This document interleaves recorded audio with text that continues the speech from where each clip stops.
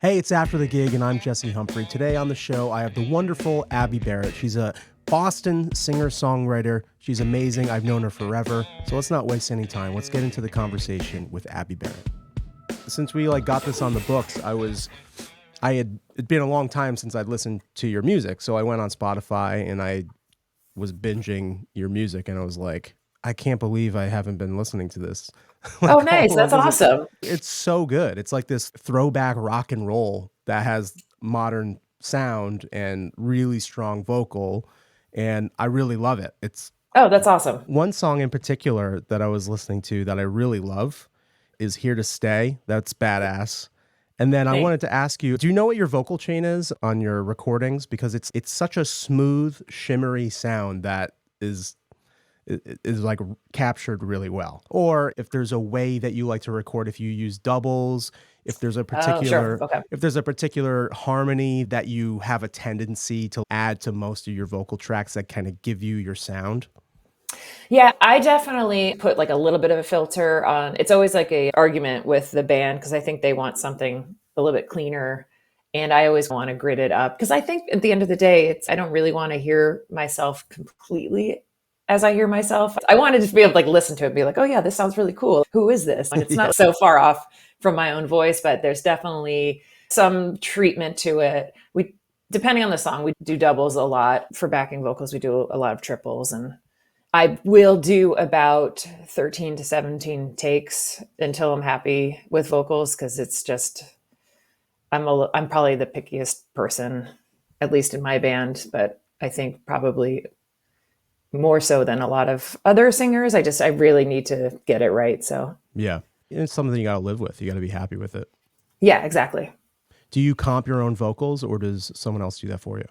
I usually like to be in the room for the comp. Sometimes, because Ed produces a lot of our stuff. So sometimes he'll do a comp and then I'll listen to it and then we'll work off that basic comp. I would say it's a little bit of both. Okay. Yeah. So you're in Yeah. there just like, all right, let's listen to the other one. Yeah, that's good. Yeah. Yeah. And then we'll sometimes go line by line. Just, is there something better there? Or it's hard to be objective and not hear, oh, I should have done this. Or I think by doing a lot of takes and then by being in the room with the comp, I can eventually hit a moment where it stops like being me that I'm listening to and just is really just like a singer that I'm listening to that I'm trying to get the best line out of. So it's Would almost you like I think have to that listen to it a bunch of times until I'm like, okay, that's not really me. Let's just focus objectively on what sounds best. Would you think that's a good tidbit of advice to people comping their own stuff? Just like take a step back and listen to it as if that's not you singing. Yeah. I would say also listen to it to see if it's serving the song. If I had a motto, it's just, does this serve the song? So even if it's not something, even if it's not like the most perfect vocal take, if it's doing something for the song that just takes the song to the next level, do that. Mm-hmm. Because it's always going to sound, it's always, I just think each song can be so different and each one calls for kind of a different flavor of vocal. So really just dialing into what's best for the song. Yeah, I love that. What role does the band and the people that you play with in the studio play towards writing your tunes and getting them recorded? Is it all you, or is it more of a collaborative role with everybody else in the studio? I come to the band with the song, and I often go to Mike, our guitar player, first, especially if it's like the song is basically, 85% there, but I'm struggling with the bridge or it just doesn't, maybe we need to do this chorus twice here versus speaking of verses, I always feel like I have too many verses and like, I don't just get into the chorus already. I'm like, no, there's three more verses. They're super important. Like the lyrics are so important. I'm like, nobody listens to the lyrics. That's not true at all. I don't know. I feel like, I don't know. But I totally get that. That's like such a common thing. It's no, but I want to get this. I need to set up the chorus and then you're like, no. Tom Petty said, "Don't bore us. Get to the chorus." Yeah, get to the point. And then we'll rehearse the song, and they come up with their own parts for it. Like I'm not going to be telling Ed Velasquez what to play on bass Yeah. at all. And Rice comes up with drum parts, and really, I just come in with the structure of the song, and then a sense of the feeling of the song. Like this needs to rock, or this should be weird and quirky, but Yeah. also pretty, or whatever. Yeah, it's pretty open-ended, Yeah. which is nice. It's nice to work with an artist like that, lets you do your thing. They Yeah. you ask them in because you trust them, you trust your band, so they get to do their thing. That's awesome. Yeah. They bring in ideas that I just never would have thought of. And they're Totally. generally they're better players than I am. So like I can hack away on some, like with chords on some, like a guitar, but it's not going to be as pretty as what they come up with. Now you talked about Ed playing bass. Ed is like a legend in the Boston music scene. Yes. Everyone who knows Boston music knows Q Division and Ed Velasquez. He produced, I want to say, either one or two of the Love in Stockholm records when I was playing with them in Boston. Right. And ages ago, which was the best. That was my first experience in Q Division, and it was so awesome working with Ed. That's awesome. What kind of impact do you think he's had on your music throughout the years, and like the impact that him in particular has had on Boston music in general? I want to just make horrible jokes because it's Ed, but Please make horrible I mean, that guy, jokes. he's such This a doesn't dick have and to like be all he's serious. terrible musician. It was just the worst. No, he just drives the song so much with the bass, and I do feel like I always wanted to. I started off more folky, but I always wanted to get more rock, and like Ed's absolutely the guy that takes us there. It's just like this driving groove that's amazing, and just being in a room and watching him work and having worked on sessions with him, like outside of my band, doing backup singing sessions with him. It's such a treat to watch him work, and not only the music part of it, but also like, I think in another life, he would have been like a good psychologist just because he's so intuitive to like what the artist needs in that moment, or just how to get like a great performance out of somebody. So I think just generally I've learned a lot about music from him. I've learned so much about recording and production from him, and just I think the songs get more rocking because he's in the band. Yeah. Yeah, he's right. And you touched on it a bit, like more psychologist than anything, is like when I was in the studio with him, I loved his approach of nothing was the end of the world. Like nothing was going to really make or break something. Like he didn't attach so much weight on a particular thing that would make you put a ton of pressure on yourself or a ton of pressure on a thing. Like I'll never forget one thing that he said in the studio, and I'm sure he has used it on every session, is like when you're making one little decision and you're laboring over it and it's one little guitar part or something, and Ed'll just come up to you and just go, I don't think it's going to affect record sales. I'll never forget when he said that to me. I was like, nope, you're right. Yeah, let's move that's on. totally accurate. Yeah. There's also like just an element of comedy in everything that he does. So he's always going to choose the sort of comedic version of anything. Are there some other people in that studio that this is about you, but since you're in that whole world, and we'll get to some of the fan questions in a bit, is there anyone else in Q Division that you work with in particular that you can shine a light on that have helped you throughout your process and your songwriting over time?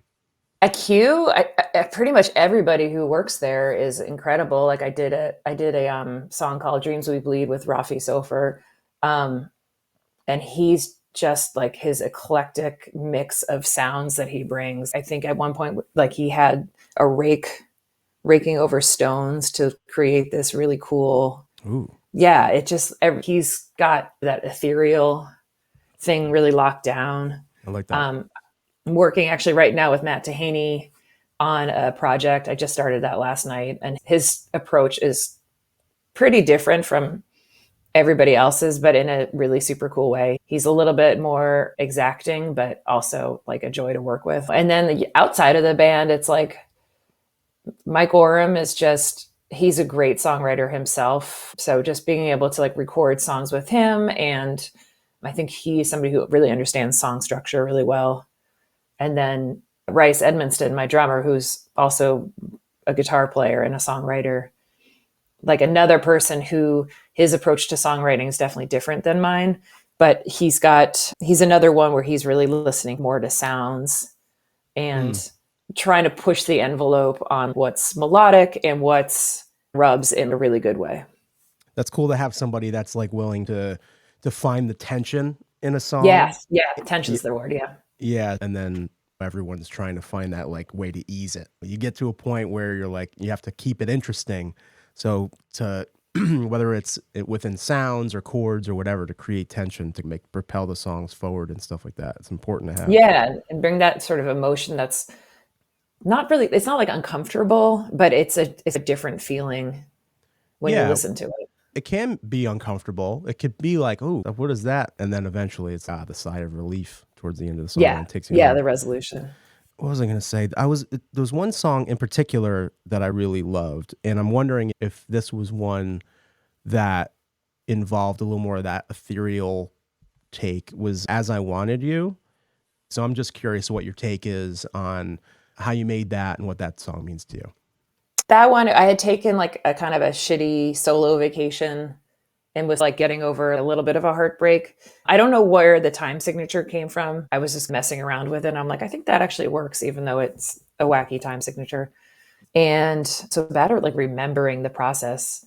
It's funny because I didn't even notice, even as a drummer, I was just so in the song. I didn't even realize it felt natural. It didn't feel like it was wacky or anything like that, you know? Yeah. Yeah. I think we did that one at Q, I believe. Oh my God, I can't remember. Yeah, we did that one at Q. I don't know. That's like another one that came together. It is wacky, but it does feel natural. And I think that's like what everybody, like the band brought to it. It's like they have a good knack for taking a song that's a little bit wacky or off and helping to make it like listenable, I guess is the word I'm going for, where it That makes doesn't sense. feel like it's trying to be like artsy fartsy. Yeah. They are able to glue it all together, which I Yeah. really like. It's okay. Let's take this and we got to mold this somehow. What Yeah. was the wacky vacation? What was the crappy vacation? Oh, you I go? went to do it was like a program, like a volunteer program in Mexico. And I guess I was like the only volunteer that showed up. So it was like super awkward. The And then only one? yeah, it was like they didn't get any other submissions. They were super nice and stuff, but it was like, I don't really speak the language. And it was the wrong time to do that in my life. And I just felt very homesick. So the sort of idea of reaching out to somebody back home they don't feel like they're hearing you. Plus, I had just seen Eternal Sunshine of the Spotless Mind, and there was some imagery in there that I used just because that movie just blew my mind at the time. How long were you away for? I think I was away for 2 weeks. It wasn't like a long extended thing. Yeah. Well, 2 weeks if you're in that kind of situation is a lot. I don't know. I'm a wimp too. I'm like, oh, I miss my home. I want to go home. I know. Everything's unfamiliar. Almost. I want to go home. How do you say, can I get out of here? Como se dice? I want my mom. And those are the 3 Spanish phrases I know, so I'm showing off here. Yeah, that's pretty good. It's like more than I know. It's not bad. It's not bad. Yeah, it's not bad. So let's get to some of these fan questions because I think they're cool. And I even have fans. Oh, of course. So these are all fans of After the Gig. So they're a special group of people that follow the podcast and the things I do and all that stuff. So I posed questions for different guests and artists and stuff that are going to be on the podcast or on the show or in the social media content that I end up posting afterwards. And I ask them to participate and be a part of it and ask questions. That way the fans and fans of music in general can get like a firsthand account from artists and speak directly to them, which I think is like one of the cool things that music in general, like art publications and the information that goes back and forth is missing a little bit. It's a little... Yeah. You know, I think we're at a point in time where we can peel back the curtain and we can still be cool. Yeah. There's not a lot too, like just to your point, like there's not a lot of what you're saying, like behind the curtain or just like how do things work and songwriting. Like I've always wished there was like more of songwriting podcast and just like hearing how other people work. So it's such a cool thing that you're doing. Thank you, Abbie. So let's see here.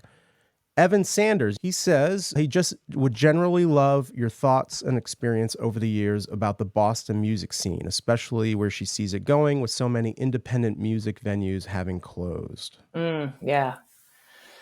That's a hard one. One thing I really like about the Boston music scene, I was actually recently talking to somebody who came from the New York scene, was that like New York was very competitive, whereas Boston is very, despite its kind of reputation generally, like it's pretty welcoming to people are trying to book bills with each other to for both bands to be successful. And I think everybody here is working really hard to try to make the scene work, which I really love that.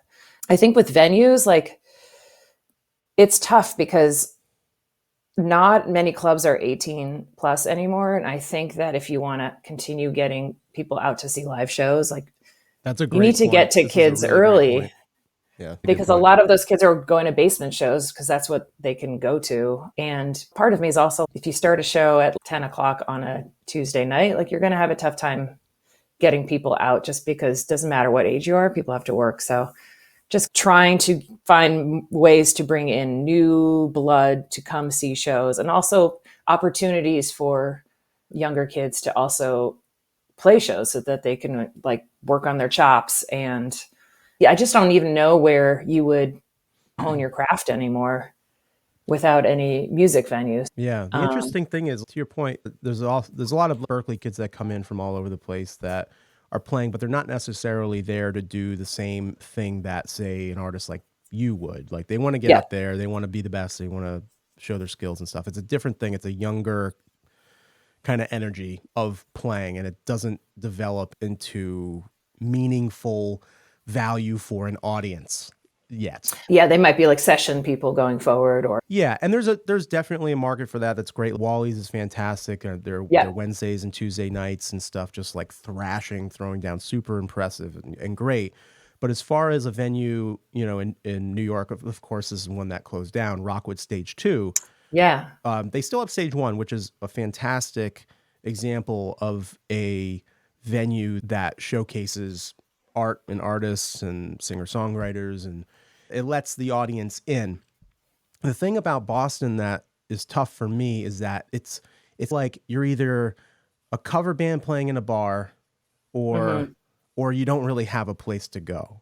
Like you can go to the Burren and stuff like that, but there's the back room. You got to work on, you got to sell tickets and stuff, but there's also an element of, yeah, they still have cover bands and there's still bar stuff going on. It's like the market for live singer-songwriter music for someone that's not selling a lot of tickets is really small, I think, in Boston. It's like between a couple of different things.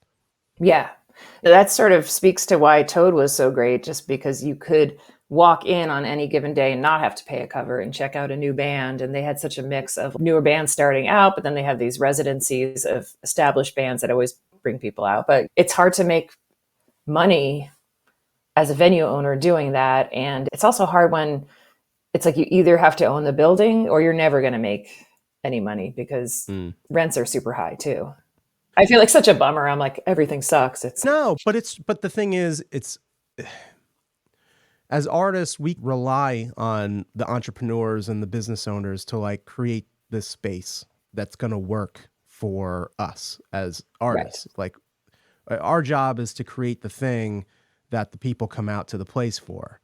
And when you have so many businesses and business owners like trying to do the right thing and be super helpful for artists, and then you Yeah. see them close down and constantly Yeah. like having hard times, it's really disheartening. But Yeah. I don't know. I feel like it's on the artist's shoulders, especially in the Boston music scene where there's such strong personalities and such fantastic musicianship. I think it's Yes. I think it's on those artists' shoulders to create their own network to get their stuff out to their audience and out to that Boston market. I don't know the answer to that, Yeah. how to do it, but I think these business owners have carried a lot of a burden. And but places like Toad and Lizard Lounge, especially, like, are I feel like the best versions of what we're talking about. They're really great places. They have great people that work there.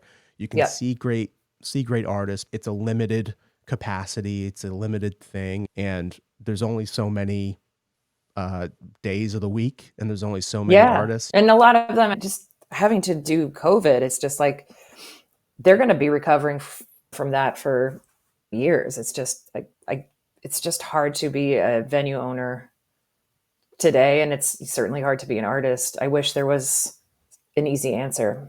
We'll figure this out. By Yeah, the we'll end, figure out by the end of this by the end of this episode. hour, We have solved music. It's gonna be great. music has been solved. Next Thank you, everyone. question. Thank you.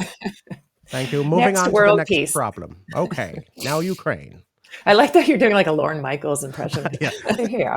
All right. So the next question is from Mr. Mike Birch, who is a staunch music supporter in the Nice. Boston and New England music scene. He runs his own open mic. He asked, how does a singer-songwriter distinguish themselves in a crowded urban market like Boston?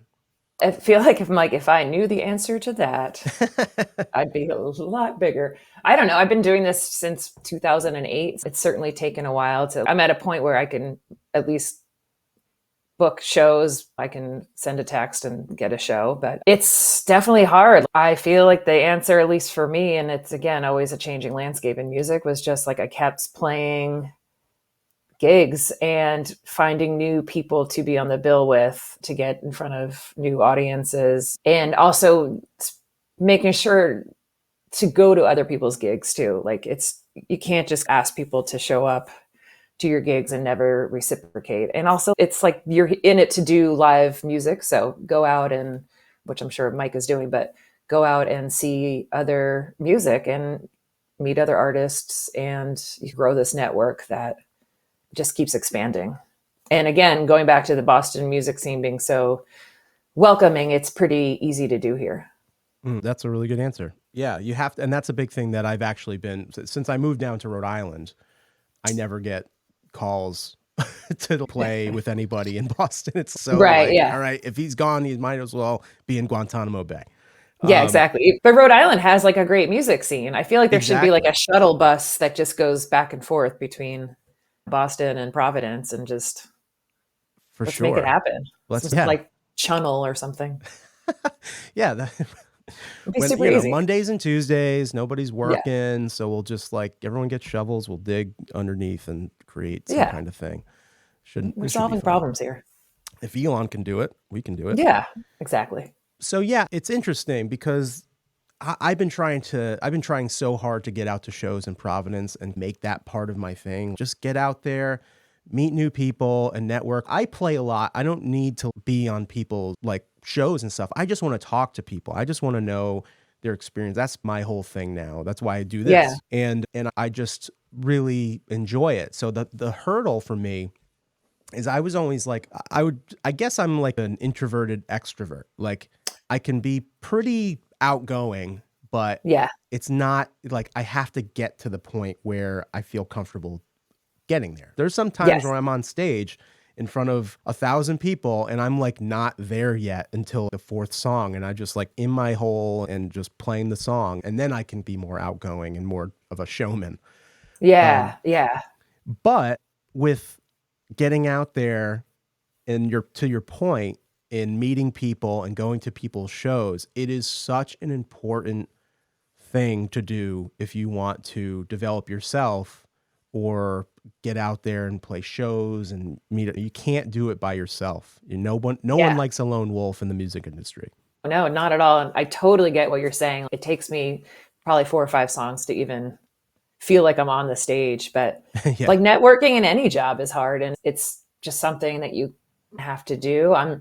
I'm lucky enough to have more extroverted friends in the music scene, so I can go out with them and they'll start talking to people, and then I'm introduced to folks that way. It's hard to just show up by yourself and just start talking to people, because if they don't know who you are, it's also, who's this random person talking to me? True. Yeah. And it's just coming up with those icebreakers, like just getting in front of people and being able to say, hi, hey, I'm this person, and not feel like an asshole. It's just like, yeah. Do you know who I am? Do you know who I am? It's like, do you know who I think I am? I just want to know you. Yeah. But yeah, no, that's a great point. That's a really great point. I do feel the Boston music scene is welcoming to a certain degree, but a lot of people have described it to me as very cliquey. Would you agree or disagree with that? I would agree. I also think if that's somebody's experience, I'm not going to be like, they're wrong. Right. And maybe too, because I've bartended at a music venue, it feels less cliquey just because I've been able to meet people that way. So I know people in different groups. I don't think it's intentionally clicky. And I do think maybe some of those clicks are designed around genre, which I think if you're going to be trying to click bust, which is a word I just made up, Click bust? click bust, why not? Let's I do love this. that. You got to write a new song. Click bust. Click buster, we're busting some clicks. I think that it's important to try to do bills with genres that are not your own, which I think, I feel like when I first moved here, it was like, oh, rock bands play with rock bands and folk bands play with folk bands. And I've noticed over the years, the audience actually doesn't care. They just want good music. So if you combine like country act with a hip hop act with a rock act, audience is going to be psyched because they're actually like, oh, sweet, I have 3 different kinds of music rather than the same thing over and over. I'm going to have to interject here. I think you're talking crazy. Oh, interesting. Interesting. All right, here's where I think that would work. Let me just highlight the positives where I'm with you. If it's like a venue, say Lizard Lounge, say like Lizard Lounge has a free night, which I don't know if they do anymore or if they ever did, but say Lizard Lounge or Toad, for example, you come in, all right, this is like the artist feature night. It's going to be all different stuff. It's like people come in, they know that what they're getting into. All right, we're going to have a comedy act. Then there's going to be like a blues act. Then there's going to be like a metal artist and then country, whatever. That when they know what they're getting into and they're seeing it and it's like a spectacle like that, but not, they're good They're artists. like prepared for it. They're prepared for it.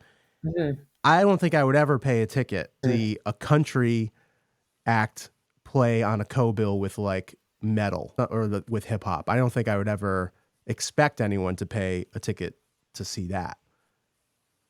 Interesting. No? So I just went to a couple shows at this year's Rock and Roll Rumble, and it was the night that I judged, actually. It was like a sort of country alt rock.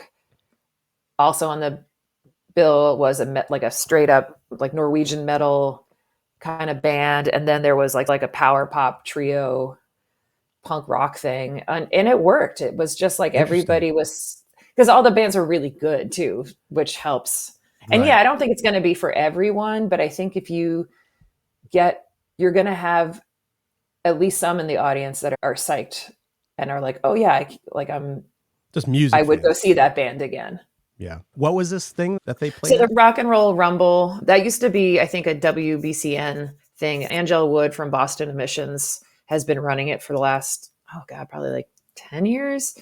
And she puts it on every year. And it's basically like a battle of the bands, but it's over the course of several nights. And it's all New England bands. So I got to see like a bunch of new acts that I'd never heard of. And each night had pretty much like a full roster of, even if I didn't love the style of music that they were doing, the bands were just killer. They were all like super accomplished players. And that's awesome. Yeah.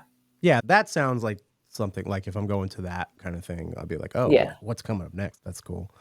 I also think if the venue itself is cool, if it has its own kind of vibe to it, like Toad or Atwood's used to be, you're still going to maybe stay, even if you don't even if the next band isn't entirely for you, because the general vibe there is welcoming and they've got good drinks and they've got good food. And I think that way is a great way for kind of artists and the restaurant to be working together to create this space that's fun, at least. Right. Yeah, I definitely see that part of it.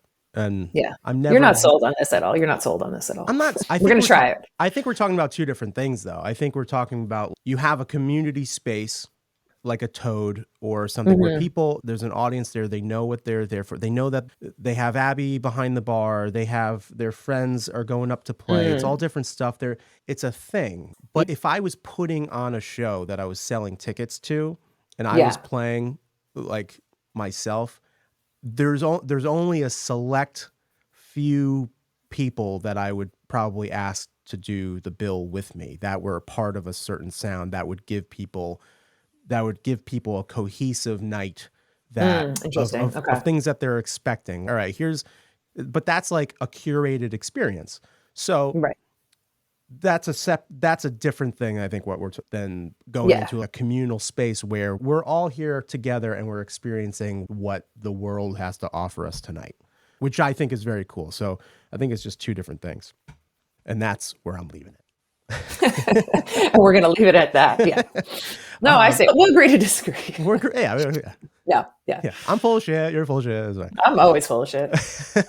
I'm going to change my mind like right after this. Yeah, he was dead wrong. Okay, so Katie, this is the last question here. Katie Musselman, who's always a great question asker. I have observed that there seem to be different standards for how women dress and present themselves on stage versus how men dress and present themselves. Could you delve into that and why you think that is, and what thought goes into getting dressed and groomed for a show? Good question. I think I don't know, it's hard. If we're sticking strictly to local music, because I can't even, the whole sort of pop stardom thing is a whole different animal, but there's definitely a different standard. From what I see with younger acts now, it seems to be like less of an issue, which I appreciate. I think in the past you could show up in like a t-shirt and shitty pants as a dude and play whatever, and people are going to really listen to the music. Whereas if a woman showed up in that same outfit, there would be attention paid to, oh, why does she look? Or I feel like that's changing, and maybe I'm just being naive, but I do feel like the younger generation seems less fixated on that kind of stuff, as long as the music is good. Mm-hmm. I personally would love to dress better than I do, but I'm not exactly like a fashion mogul, so I don't know that I've ever gotten it right in terms of a look. I do feel like a look on stage is important if that's something that you want to be important to the show, like not just showing up. Like, never wear shorts on stage, obviously. That's just like never. And don't wear sandals. Come on. It's only one or two people that can get away with that. And unless it's like 1,000 degrees. Yeah. And I don't know the other one. Jimmy Buffett. Yeah. I feel like Jerry Garcia too, but that tracks. Did Jerry Garcia ever wear shorts on stage? I know that Eric Clapton did, which was so bizarre to me. Like, just an English guy wearing shorts on stage, thrashing on an electric guitar makes my brain explode a little bit. Yeah, he's generally a party foul in my book. But yeah, I don't know. It's just, I feel like if you want to be like super authentic, then you would have to wear that look all the time, I guess. I don't have a rock persona outside of, I don't even have it barely on stage. So I think it just really depends. I feel like I've not answered this question at all, other than to say it looks like things are getting a little bit better, and I don't know how to dress. Those are my two answers. Perfect. Yeah. It's hard for me when I go on stage. I always feel like I look like shit whenever I go on stage. And I try to remember a quote from Frank Sinatra, and I'm like, you just got to look better than them. Oh, I love that. Yeah. It's just look better than them. Yeah. It sounds so mean at the same time, but I want to go up there. I want to put something, I want to put my best foot forward. I don't want to go up on stage like I just got up out of one of the seats and went up there. Like, you don't be confused with the audience. Yeah, I want to look like I belong there. You know what I mean? Yeah. Because you got to look good to play good. That's definitely a thing that people say, for sure. And I don't know. I've never wanted. Well, that's a good, that's a good phrase too. You want to look like you belong there. And maybe, I don't know, maybe my kind of struggle is still like imposter syndrome. Oh, I don't know. I don't want to dress like this crazy rock person because I'm still not sure if I belong there. It's going to turn into a therapy session, but yeah. No, some people I know, I'm sure people like this, they live their everyday lives in their rock costume. Yes. And I'm not like that at all. Like down here, I'm wearing camouflage shorts. Nice. And I'm wearing like yoga pants. Yeah. So I like to be comfortable. I show up to a gig, and half the time the house people that are working there don't even realize I'm in the band because I look like a homeless person. I'm wearing basketball shorts and a t-shirt. And I do the sound check like that, and they're like, oh, we thought you were just like one of the crew guys. And then I'm like, no. And then I get dressed like literally 5 minutes before the show. I pop on jeans and a button-down shirt, and I walk on stage. Awesome. I just try not to think about it because it stresses me out. I also, I bet that routine of putting on your sort of stage costume helps you get into the mind frame of, okay, now it's performance time. For sure. Yeah. And a lot of that comfortability has to do with who you're with, who you're playing with, and your rituals and stuff that you go through. Yeah. Like the band I play in now is just, it's so dialed in. We do a lot of the same things before the shows to get ourselves pumped up and like ready to go. And as soon as we walk on stage, it's stage time. Yeah. But it's closer.